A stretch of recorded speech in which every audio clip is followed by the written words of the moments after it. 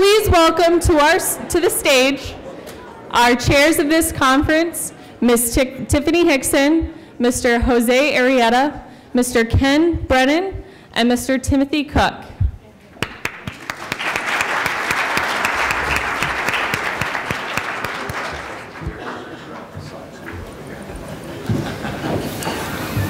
Good morning, everybody. Good morning. Wherever you want to be.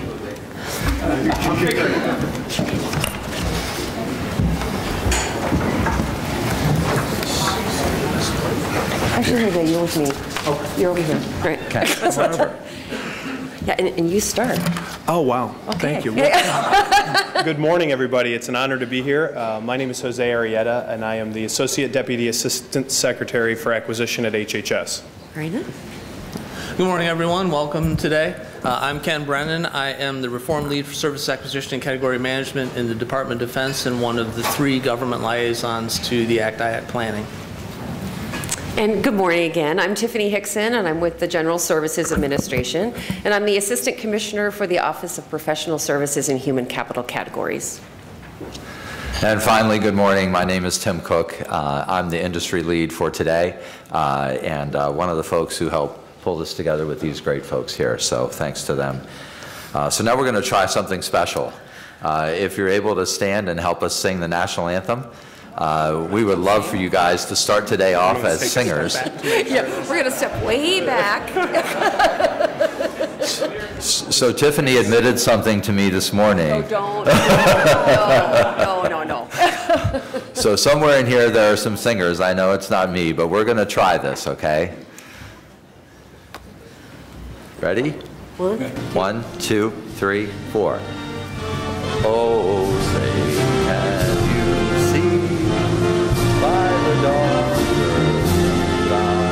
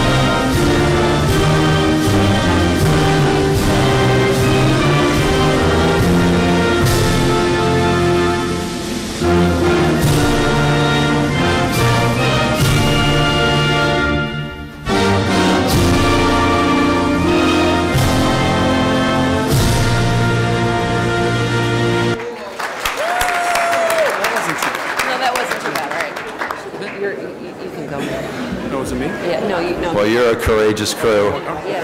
That's awesome. I'm like, the hard part's over. It's all downhill from here for us. So truly, welcome to Acquisition Excellence 2018. We're so glad that you're able to take time out for us today. It's going to be a really exciting event. ACT-IAC is a unique public partnership dedicated to advancing business of government, providing a collaborative environment, so welcome. We would like to begin today by acknowledging and thanking the Acquisition Excellence Planning Committee. They have spent many months generating today's program with a focus on creating a valuable attendee experience. And truly, we have been working very hard over the last few months under the leadership of Tim to bring today's agenda together for you. I would like to ask our track leads, session leads, and other members of the Planning Committee to please stand so we can give them a round of applause.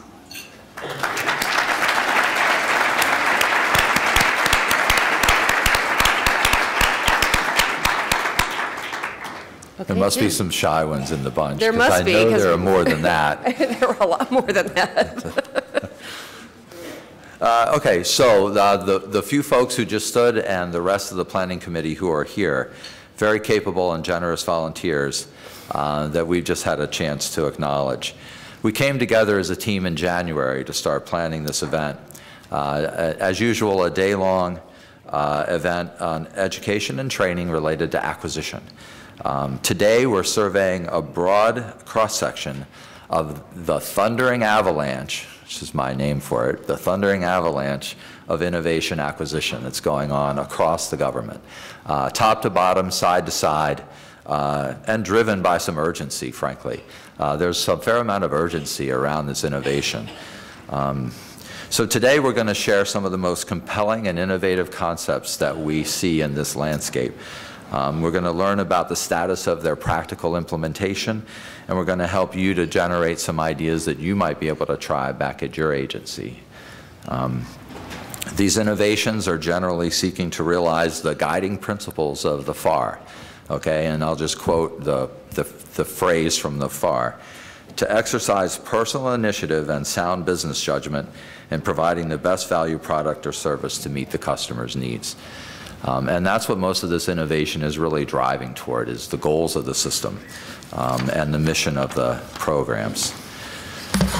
So ACT-IAC has been committed and is committed still to government-industry collaboration on acquisition initiatives, and we are fired up by this program that we built for you today, and we hope you're equally fired up when you get to participate in it.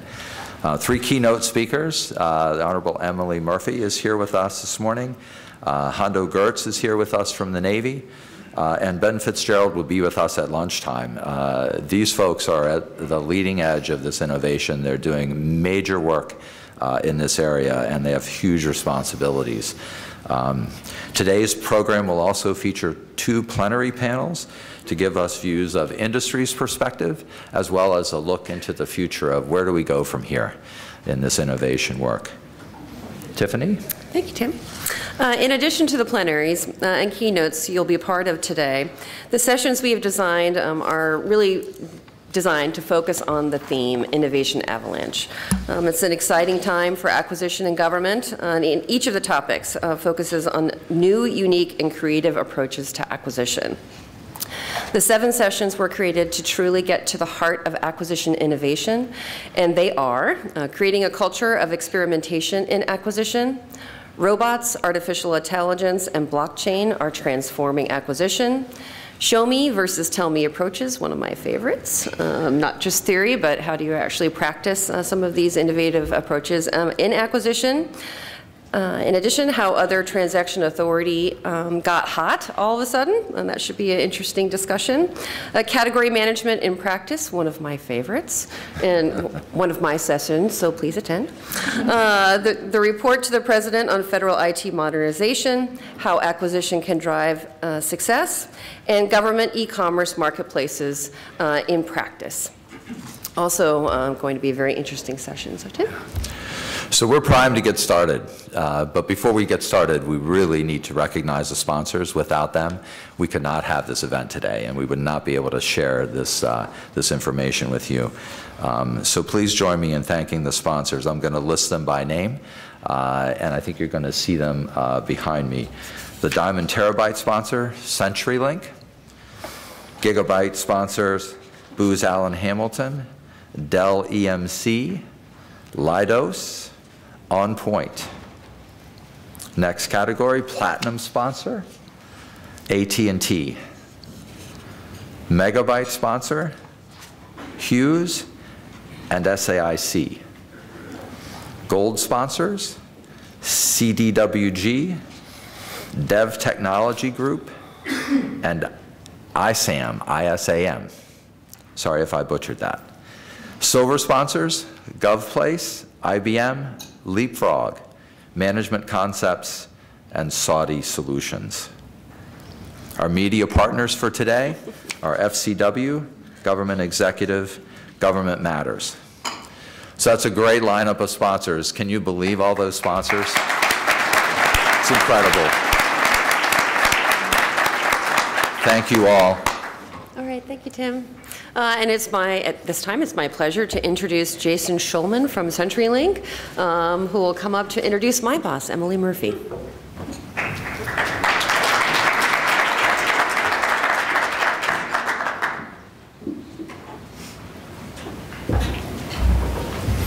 Good morning. Wonderful to see so many folks taking time out of their day to spend with us in what promises to be a great day, a great program. It's my privilege to introduce Honorable Emily Murphy. Ms. Murphy was sworn into administrator by GSA OMB Director Mike Mulvaney on December 12, 2017. President Donald Trump nominated Ms. Murphy to lead the GSA in September 2017, and she was unanimously confirmed by the U.S. Senate in December 5, 2017.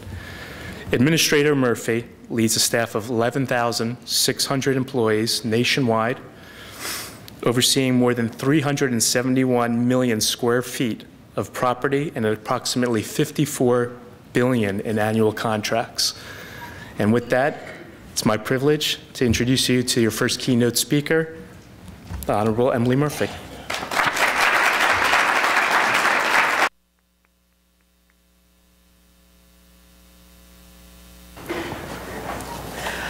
Good morning. So I'm going to try and speak fairly briefly because I'd really rather open this up to questions.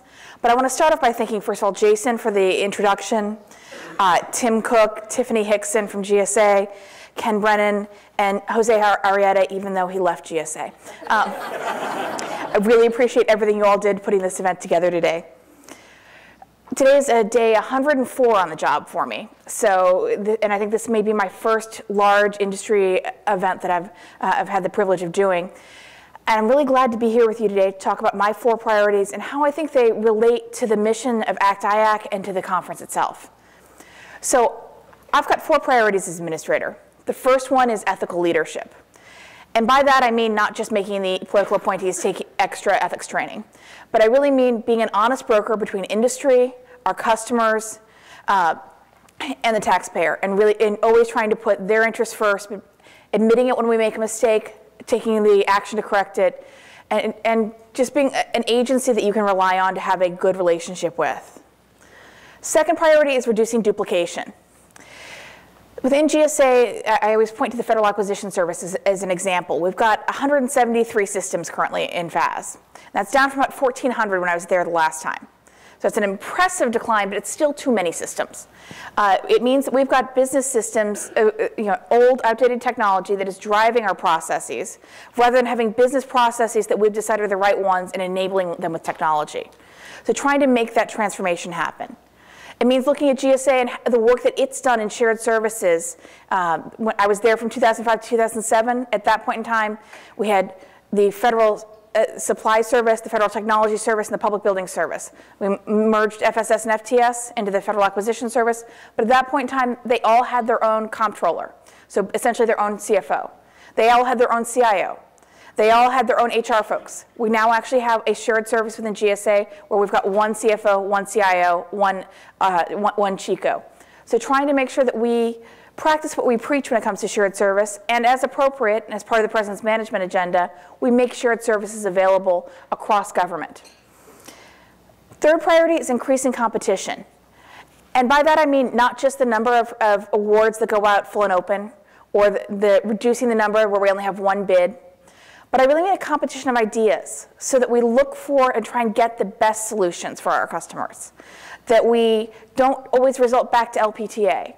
And that means really relying on technology as well so that we can free up our workforce. We've got about 1,000 1102s in the Federal Acquisition Service, making sure that they have the opportunity to be doing high-value work. I see Jeff Lau is here from Region 2, and when I was up in Region 2 last month, he showed me an incredible demo he's doing on robotics process automation and all the work that we can do to try and alleviate the paperwork, the low-value paperwork part of the contracting officer's responsibilities so we can have them focusing on that high-value work. Finally, fourth priority is improving transparency. And I say that as I think the only GSA administrator that I'm aware of who runs their own FPDS reports,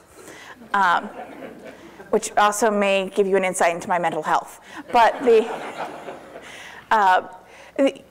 trying to make sure that we make data available to our customers, to our vendors, that we do so in a responsible way so that we drive the correct policy, but that we also, we don't limit that the information. I think that having being transparent with our data, whether it be through FPDS, whether it be through the federal real property portfolio, whether it be through the travel and relocation expense portfolio, all of which we make available online. I think those all give us opportunities to give taxpayers insight into how their dollars are being spent, but also to help either agencies or vendors analyze that data and come up with a better solution. So government doesn't have all the answers, but we've got a lot of the data that could give us insight into some better answers. So how do these relate to the conference theme of acquisition, innovation, avalanche? I think acquisition, innovation, and technological innovation go hand in hand. As I was mentioning, the robotics process automation. The priorities I outlined, though, reducing duplication, increasing competition, and improving transparency, I think can be accomplished through several key programs and initiatives that GSA is currently working on. I think these efforts will also directly affect and involve the federal acquisition community. So I'd like to give you an update on a few of them. As I mentioned last week, we rolled out the President's Management Agenda in Kansas City. And the President's Management Agenda has 3 key drivers that it looks at. It says that first we're going to look at the IT modernization and seeing that as a key driver. Second, we're going to look at our workforce and see that as a key driver. And third, we're going to look at data and transparency, and that's going to be a key driver. And Margaret Weichert, the DDM, always pictures them as 3 gears that all work together to really increase, really provide us a 21st century government, a modern government. So last week we were in Kansas City with OMB, OPM. We had folks from HHS there with us. And we had a great event where and GSA has been tasked by the White House as part of this with supporting half of the 13 goals that are part of the President's Management Agenda. We have key leadership roles in 2 of them. First of all, providing quality shared services across government. And we've got some pretty aggressive outcomes. It's a 10-year plan for how we're going to roll those out. But the other part of that is looking at IT modernization and improving how we buy technology. The U.S. Department of Agriculture is actually leading the charge on IT modernization, but they're being supported by GSA in it with our centers of excellence. And I think you all are aware that we've got 5 centers of excellence now really looking at how we improve cloud adoption, customer service, business process modernization. And USDA has agreed to be our lighthouse customer on that. We signed the first contracts 2 weeks ago, and we've got folks deployed already, and USDA is thrilled with the progress we're making. We actually sat down last week with a group of farmers in Kansas City and talked to them about their experience with these processes. So never losing sight of who the end customer for the process is. And as I mentioned, shared services is one of the key areas the White House has tasked us with leading through the PMA. My priority in looking at shared services is that I want to, when we utilize them, I want to look at how we make it available for us to buy something. Whether it's software as a service, or we're relying on private sector expertise, but we're having the government manage them. So it doesn't mean that we're going to take work that's currently being performed by federal employees and give it to the private sector. It means we're going to really leverage the private sector expertise and the government expertise and see them as a good partnership. Within the IT modernization report, there's also a requirement that we look at shared services, and we support DHS with that. Specifically, we're supposed to be helping DHS in providing hands-on technological assistance to agencies who need to increase their protection for key systems. We're going to be looking at how we enable future network architectures and improve additional security services. And look at agency-specific challenges as well as government-wide challenges. Another area that's gotten a lot of attention is the e-commerce portal.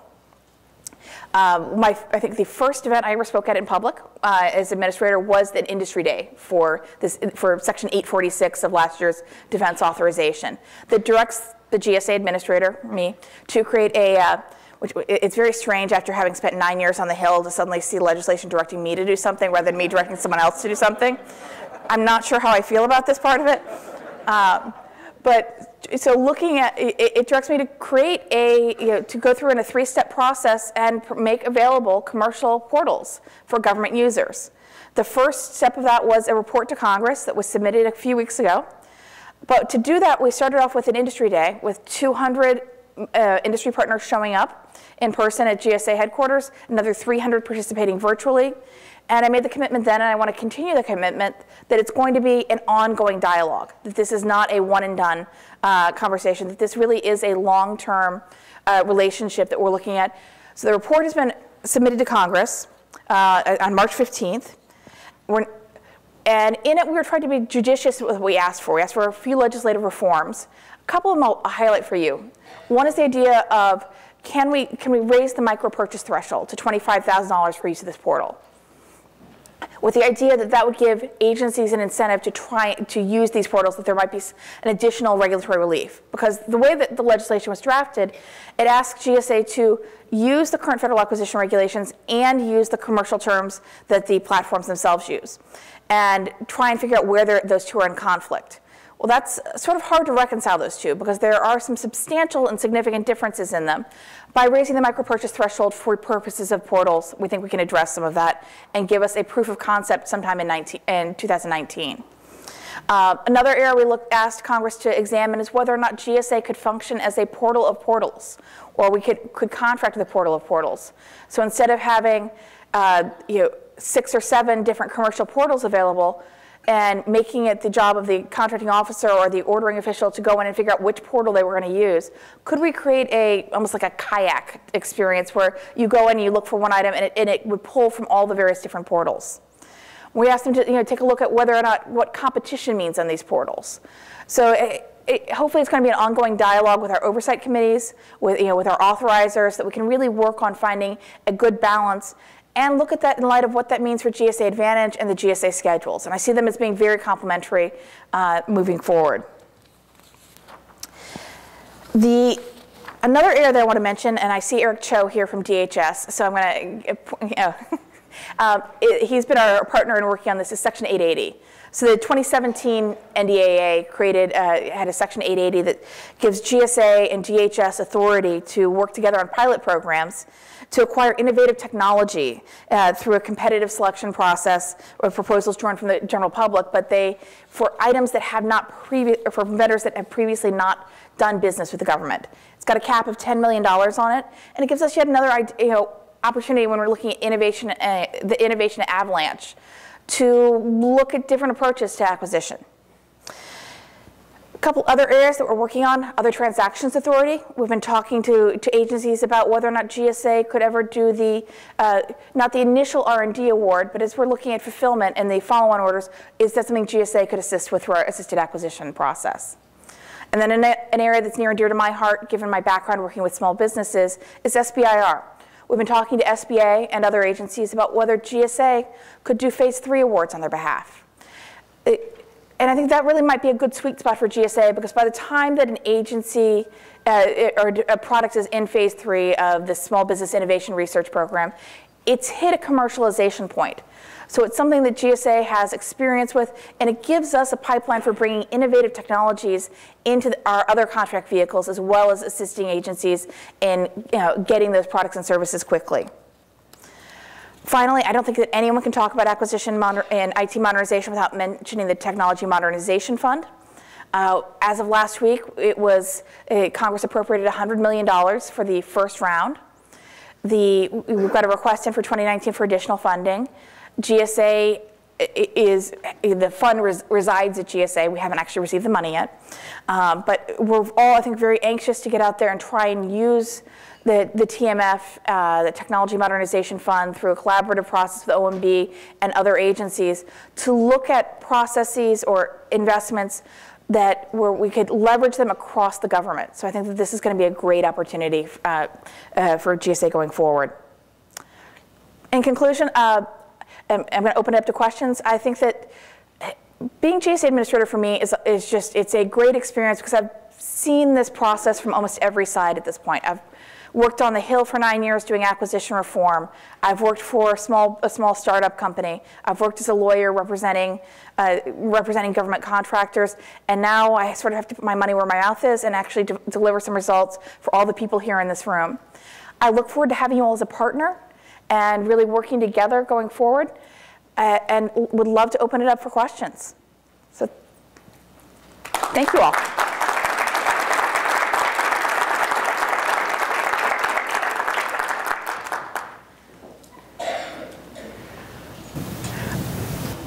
Jim? Emily, could you talk a little bit more about your 10-year plan for shared services? So the 10-year plan for shared services starts with first doing an assessment at each of what the current standards for a service are at each agency. So making sure we all agree, and Beth Ingerman's been a great lead on this, agree on what it is we're trying to buy, and that we come to an agreement on where we're special and where we're not special. We're a lot less special than we think we are. The next step is then going out with trying to figure out what the industry has that can meet those requirements and how we vary from government. The government varies. A good example is right now we had a draft RFP out in January on payroll, and so looking at payroll software as a service. We right now have 5 different lines of business providing payroll services across the government. The idea is to get us down to a couple of commercial software as a service providers, possibly having one that focuses on civilian agencies, one that focuses overseas, one that focuses on military personnel. So trying to reduce that requirement. And then making those contracts available and looking at it as a shared solution that we can make available to multiple agencies. One area I've asked is that we address it more from a networks perspective also, so that we build into the contracts the idea of a fee to help pay for future transitions, so we don't find ourselves, right now we're locked into some old O&M contracts where we've got a lot of operation and maintenance, and I don't want to find ourselves locked into one commercial solution going forward either. So trying to make sure we've planned that out. And then looking, I think there are 14 different elements that OMB has asked us to look at as potential shared services going forward, ranging from everything I said from payroll to a contract writing system, which is the one that gives me a little bit of fear. So does that answer your question, Jim? All right. I think there's a gentleman at the table back there. Can you say a little bit more about your thoughts with GSA providing other transaction agreement as a service to the agencies? So I would think that if we do it, and it would require some legislative adjustments, it would be at the production level. So it would not be that we would be going out and contracting for that first level R&D or set of work. It would be once the agency has had success with that, looking at whether or not we could help them then place the orders again at that point. I think, Ann, did you have a question? Yeah, thank you. Nope.